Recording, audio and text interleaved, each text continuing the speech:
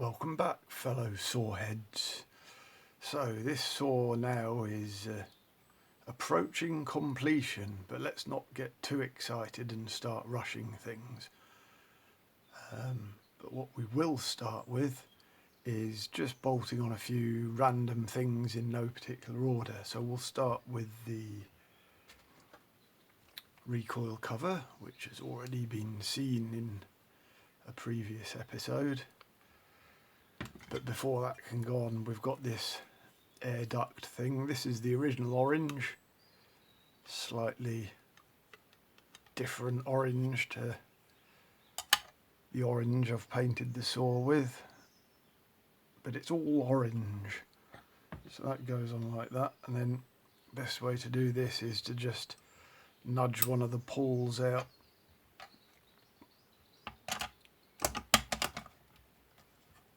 like that, and that's in place.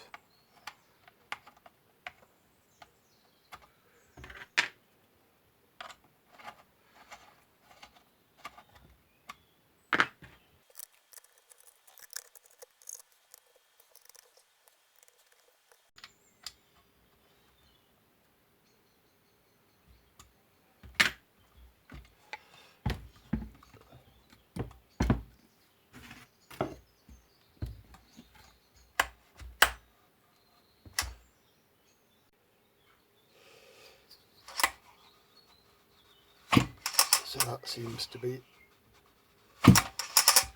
working okay. Next up we have the wrap handle. Here's the original. It was pretty kind of mangled and beaten up like this. I thought I'd try and just see if I could massage it back into shape, and I think I might have overdone it. So I looked online for an alternative, didn't even bother looking for a 2100 handle because, well, you're never going to find one of those, are you? So I found a second-hand handlebar off a 380, like that. Quite similar chassis to the 2100, but it's a slightly lower profile like that. But what I found was these mounting surfaces here are actually somewhat wider, just a little bit wider, but wide enough so they won't actually fit in the grooves on the tank. So that was a no-go. So I found one off a 480 instead, similar but with the correct narrower mounting surface, but I didn't look at the photo properly, so we got this at the end, so that didn't work. So in desperation I thought I might just look for a 2100 handle, and hey presto, aftermarket part.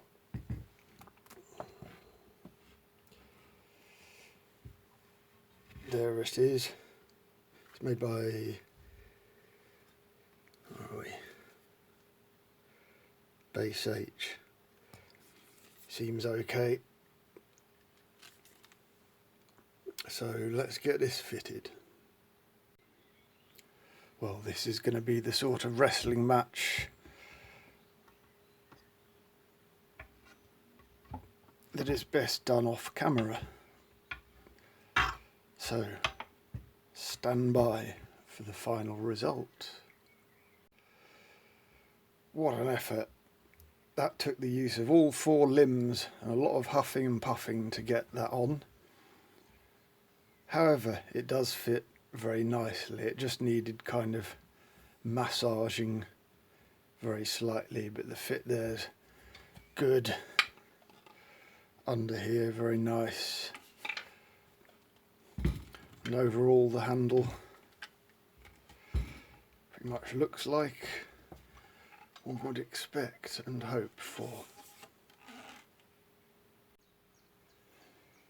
Next up we have the dogs, looking somewhat skanky. So I'm going to try and put a black oxide finish on this item. However, I'm going to fit it now just to check it fits okay, and possibly I may want to add a hole for a chain catcher. So anyway, I'll get it fitted now. But before I fit it, just a couple of points to note. Now down here, these were originally countersunk M6 screws, but they'd been allowed to come loose and rattle around, and the countersinking in the mag had got all out of shape, and in fact this part was missing here.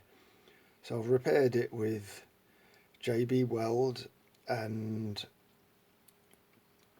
both these and the top, and I've got rid of the countersinking, so I'm going to use these stainless flange screws instead.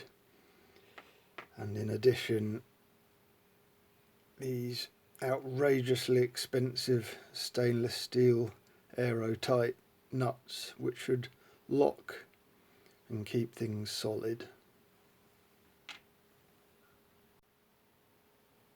So there we go, that's the dogs fitted. Just helps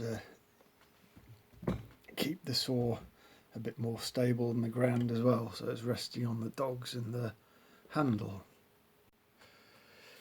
Now, unlike the countersunk screws that were here before, these are protruding a little bit, but I think there's plenty of space around here, and I don't think they'll affect chip clearance too much. Well, now we've got a handlebar on the front, I think it's time for a bit of a compression test. One important point to note is that you have a Schrader valve right in the end here, because otherwise, if the valve is up here somewhere, all this hose gets included in the combustion chamber volume, so you'll get a low reading. I had to install my own on this bottom of the range example. But anyway, let's get it screwed in and see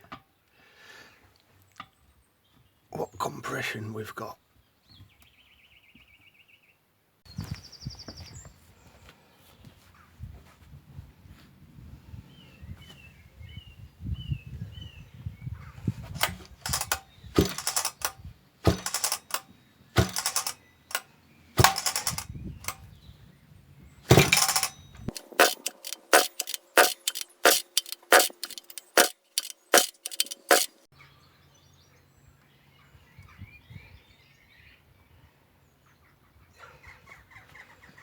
Okay, 160.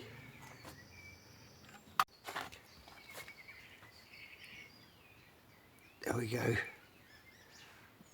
160. I think that's in the frame this time. And just to make this absolutely clear, I must quote my units, 160 psi.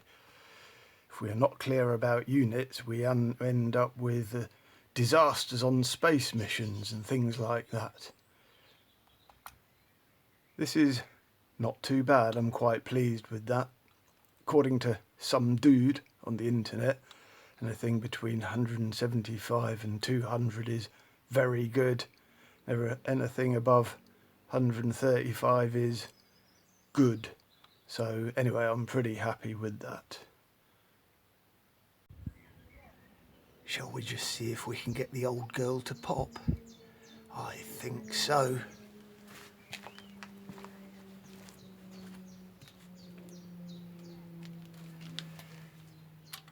Set it to fast idle, choke off.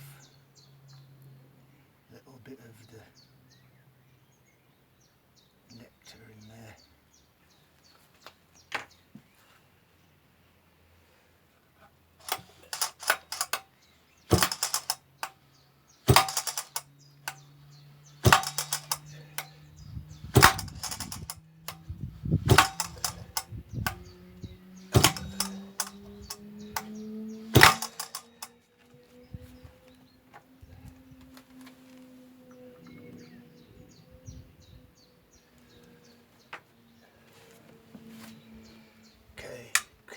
switch on.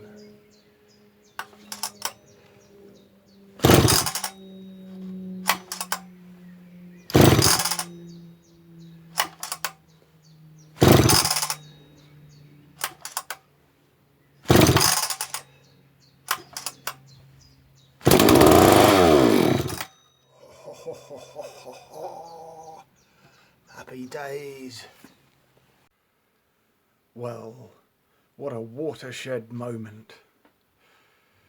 For the first time, after 2 years of ownership and countless hours and hours of fiddling around, finally we have witnessed our first combustion event in this very cylinder. And I'm especially happy because when I first got the saw, I couldn't actually spin it over fast enough to start the thing. Not that it was in a startable condition, of course. So I was concerned that when it came to this moment, I might have to, like get a man to start it for me, and that would have been awful. Now, although I couldn't spin her over, I pressed on with the restoration anyway, and I had hoped that it was just because all the bits and pieces had dried up through years of inactivity, and happily, with everything nicely lubed up, it was not a problem.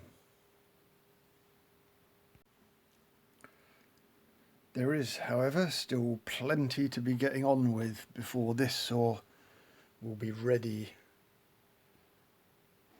for cutting some wood. So I shall leave this video here. Thanks for watching.